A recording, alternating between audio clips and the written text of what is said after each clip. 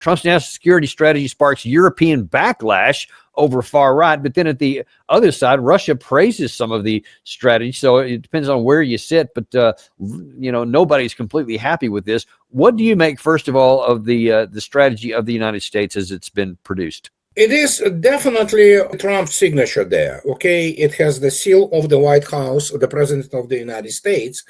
And so in this sense, he acquiesces to basically major points which are stated there. For Russians, it was clear which was the most overriding objective, especially when the Biden administration was committing the absolutely ridiculous things, with Ukraine, is that it's all about preventing the nuclear war. It's all preventing the World War III, and it's a very welcoming change in the tone. Europe doesn't matter. That's what many people do not understand. They do not matter. They are not the subject of the international relations. NATO is a euphemism for the United States. Europeans do not have the economically, militarily, technologically any say in this.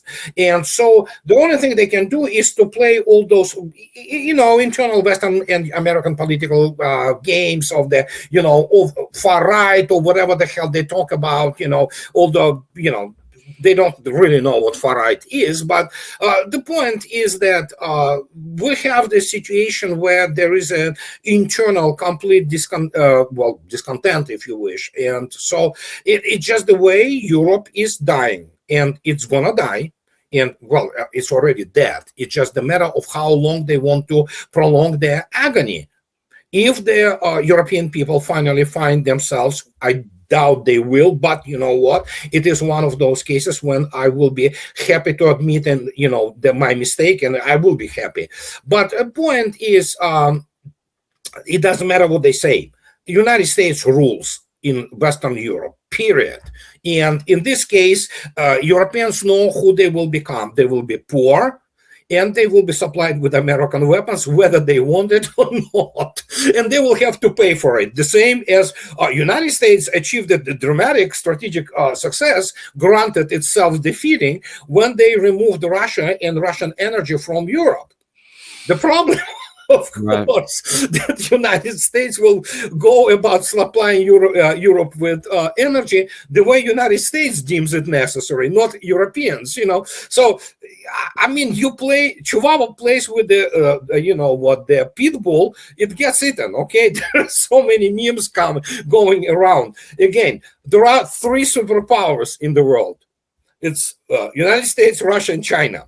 India is kind of climbing there. So that's it. Europe is irrelevant in this case, and that's what many people do not understand. And I constantly try to basically explain to them that in the part which constitutes the composite index of national capability, none of the European countries or even European Union combined, they really actually are anywhere on the horizon, despite the fact that national security strategy, in which we just discussed essentially, writes about that. Oh yeah, Europe has advantages over Russians, but really not really. And so the fate of them, their fate is sealed, unless, as I already stated, European people rise up. But looks like they don't want to. So we'll see.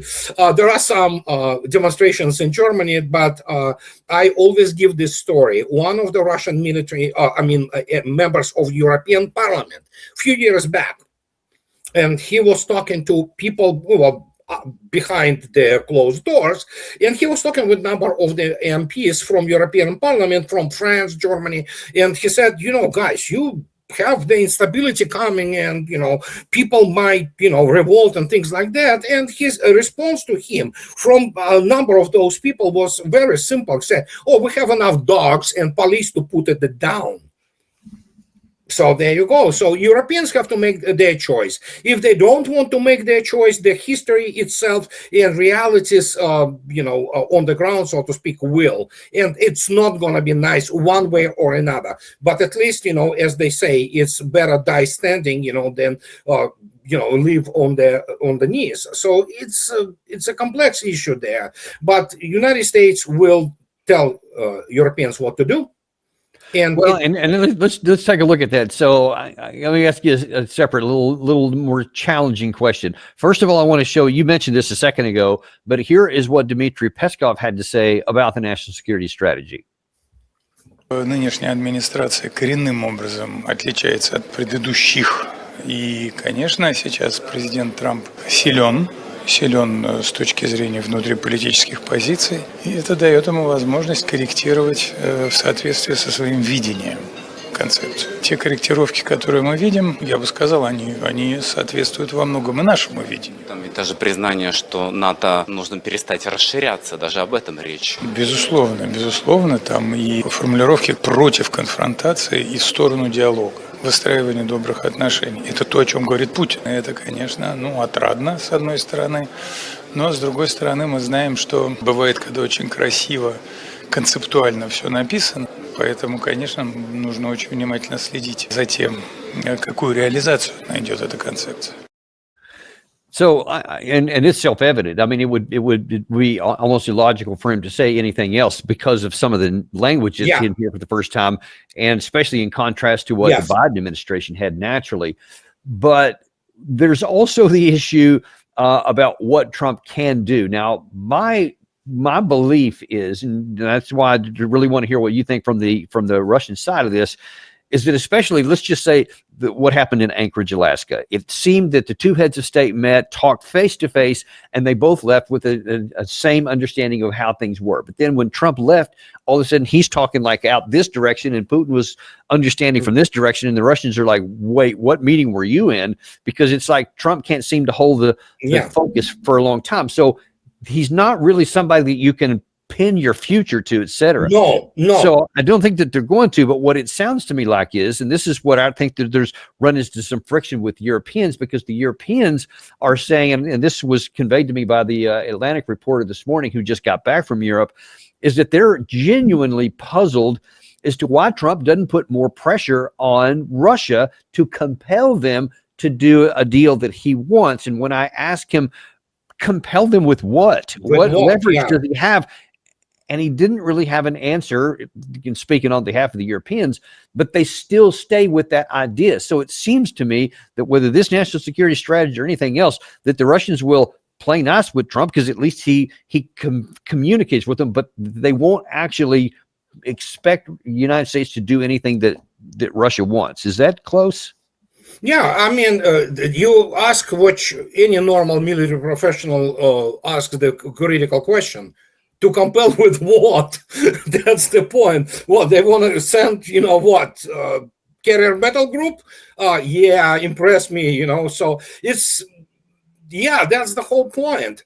And what many people do not understand, and especially journalists, they do not have toolkit, intellectual and life experience and educational. Although he's just telling me what the heads of state are saying. Yeah, I mean, that's what they are. Part. That's what we have. They are heads of state, but they're not statesmen. They are politicians. They do not have any serious education. They do not have any serious life experiences. These are, silver spoon wussies. Look at them, who are sentimental, who are, oh my God. Do you know that Merz, this, tough German, just put, helmet on him, get him into the, Tiger tank, and he will show those, the Panzer division. No, they are all wussies. They are all kids. The guy filed more than 4,000 lawsuits. You know why?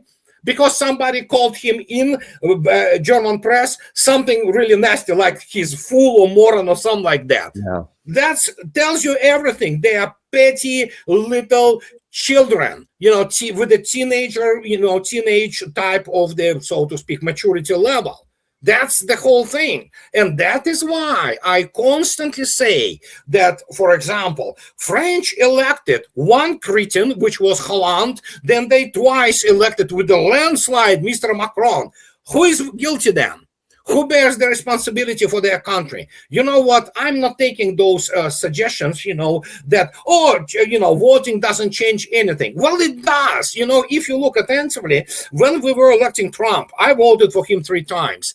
As much as he is narcissist and full of hot air, You know what? In 2000, by this 2024, with the Biden administration and this bunch of criminals there, such as Sullivan or Blinken or all those people, we were on the verge of the starting of the nuclear war when the United States will go, because they were just absolutely corrupted with neocons and cretins who won't understand the first thing about war. Hey, at least so far with Trump, we do have the change of the MO. At least Russia and the United States are talking now. That's the change. That means it looks like neither Russia nor United States wants to fight each other, especially, God forbid, nuclear exchange. That's already net positive.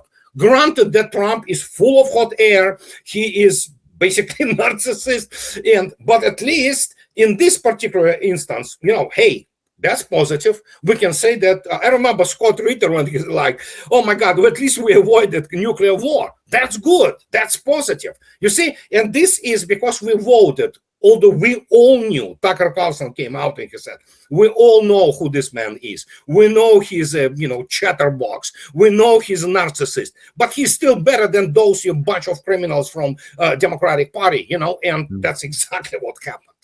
Now, before I get too cocky on pointing fingers and mocking some of the Europeans, especially in the military realm, there was a couple of headlines that were out today, which keeps me a little bit more humble and concerned on our side. Now, you just pointed out, at least the United States has avoided getting into any kind of a, Gary, not that one. We're going to go that one second.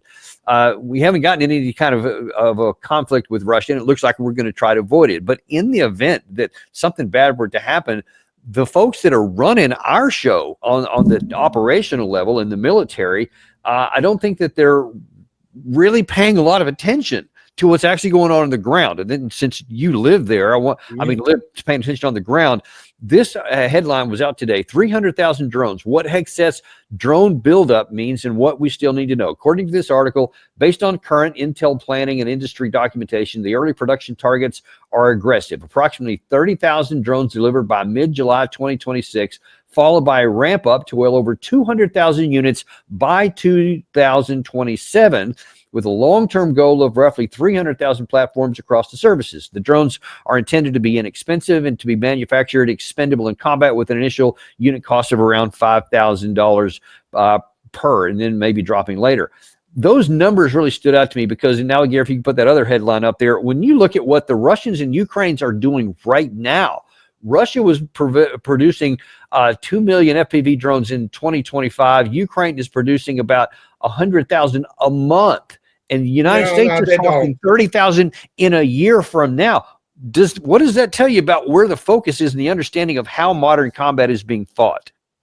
Well, first, the people have to understand, and again, this goes back to operations. And the question is that, first, they don't build 100,000, they build some. Effectiveness of the Ukrainian drones, unofficial by Russian Defense Ministry, actually, between 2 and 4%. It is extremely low effectiveness. Russian drones have effectiveness of up to 25 and even more, 25%. So the number of drones in itself does not reflect anything apart from the fact that, again, Ukraine doesn't produce 100,000 drones. It's all kind of they pull these things out. But fair enough. Let's just go with the Russian numbers. Let's just say that it is, what the Russians are saying, and that they have that percentage. That means 75%, and that's the best case, is not going to go in. But if you're going in the numbers do matter if you only have 25% of 30,000 instead of 300,000, which the other side can have. Correct. But the point is, what is also has to be understood, and again, make no mistake, drones, UAVs, we have all those videos, which create the impression that drones decide everything. No, I have news for people. Still, 80% of the casualties are inflicted by good old artillery, field artillery, be them self-propelled or towed artillery, by the tanks being used as the self-propelled artillery, by the long-range fires such as the operational tactical weapons such as Iskanders and things of this nature. MLRS, this rocket artillery is the king. But you cannot explain to those people, dude, study the freaking, data, which even Russians are ready to share. But you cannot explain it to them. They see all those videos, and they, oh yeah, we have to do this. Sure, nobody says that drones are not important. They are important. But the main issue, which Russians came up with this idea, which is essentially derivative of the net-centric operation, which is rock being the recon fire complex. This is all kinds of things, MLRSs, artillery, drones, and things like that. So majority of the, if you even look at attentively and especially if you talk to people on the front lines, it is artillery. It was always a god of war. And again, what is drone? You can stick maybe 6, grenades, or as they do on one of those things. Yeah, you can do the UAV with the, RPG, what basically charge and blow the, basically something. When you lay the fire on the, 2 square miles thing, especially with the, things of like Saint-Cypriot, nothing lives there. It's not like even you send the 100 drones. You still can survive that, especially if you are in the forest. But when you have those Saint-Cypriot, the vacuum things flying in, you're done. The basically ground turns to the, into the glass. And you cannot explain this to people, but there is every instrument for each of the proper tasks which you have to do. And of course, the main point of the drones is not just killing. It's the recon capability of the drones, which gives you immediate tactical awareness of the immediate tactical, basically depth battlefield. But obviously, so let me ask you though, so if you see now, we've announced that we're hoping by the end of a year from now, at the end of 2027, that we might be up to around 300,000 in a year, and Russia apparently is today at 2 million at the rate of production per year. Yeah. In the event then and let's forget about the reasons why they don't matter at this point, but in the event something bad set of circumstances happened and there's a conventional clash between a United States / NATO force and a Russian force, how's that going to play out on the battlefield? Not very good for United States. And I will quote you, none other people from the parameters of this U.S. Army War College. It was 2023, Lessons from Ukraine. You can look up this article. And these are TRADOC people, Training and Doctrinal Command. They said that, which was on the low end, they said if to imagine that Russian Navy allows the United States prepositional force move along the, the Atlantic shipping lanes of communications, the daily casualty rate for the U.S. Army alone, not NATO, 3,600 a day, per day. So will the United States be capable to deal with this? No. We know that's going to be a revolution here or something like that, So they say that, I can send you this article. It's wonderful. Yeah, please do. So, and this is, they say we will reach the number of killed KIAs alone, equaling the number of KIAs in the Vietnam War by the end of the week 4 of this clash. Wow.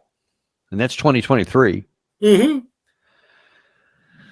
And so, I mean, when you look at, I know we don't have much time left here, but in the last few minutes, in the time that when Russia realized, oh, snap, in early mid 2022, that now we have to have this, partial mobilization. We have to really ramp up reserve recruitment, et cetera, because they're going to have to sustain a long war. And then it started the mobilization of the industry and all that kind of stuff. And it took, I'd say, a good year and a half, I guess, to get it up to scale.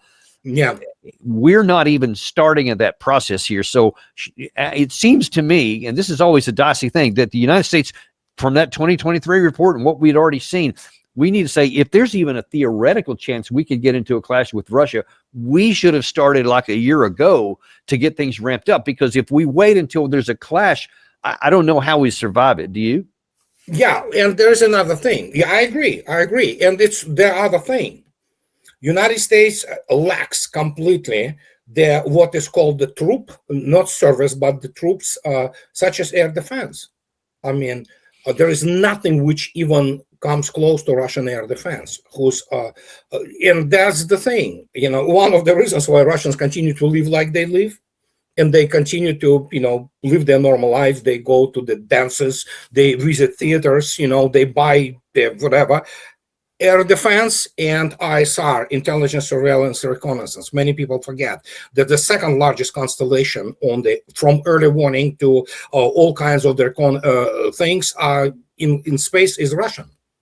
So, and it's growing, actually.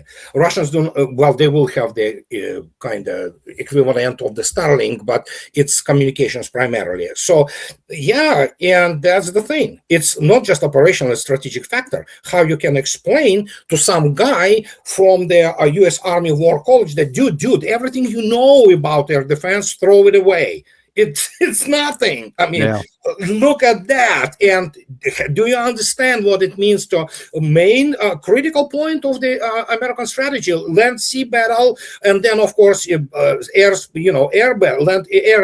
battle, which was the concept that we have so many planes. Doesn't matter. You cannot get through there what is essentially the wall of systems which. NATO is not even in the same league technologically. And this is just one factor, apart from the fact Russians have the most trained and most combat-ready Air Force in the world. Right, yeah. And that's, we'll have to leave it there because I know you've got another appearance you got to make somewhere else. But we'll pick this up and continue on because I think it's a very fascinating conversation that could be really illuminating that a lot of people don't understand. And also, just to remind people, go to Smoothie X12 if you need to get more of Adrei Martyanov. If you can't get enough from him this week, he's always got some great stuff. And we will look forward to seeing you on the very next episode of the Daniel Davis Deep Dive.